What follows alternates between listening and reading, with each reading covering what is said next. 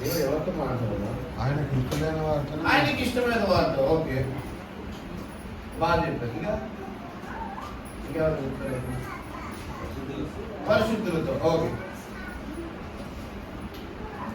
అసలు దేవుడు ఎవరితో మాట్లాడతాడంటే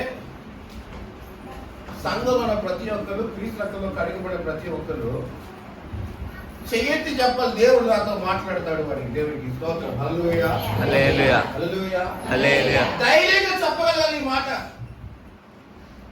ఏమని? దేవుడు నాతో మాట్లాడతాడైనా నేను నాతో మాట్లాడతాడు అని. మనం ఏం చెప్తామంటే ఆయన ఇష్టంతో మాట్లాడతాడు, పరిశుద్ధులతో మాట్లాడతాడు, లేదా ఎవరు దిశుద్ధిగాల వాళ్ళతో మాట్లాడతారు. ఇలా చెప్పుకుంటూ పోతామంటే అవి ఏమిటి ఇదిగో లేవా?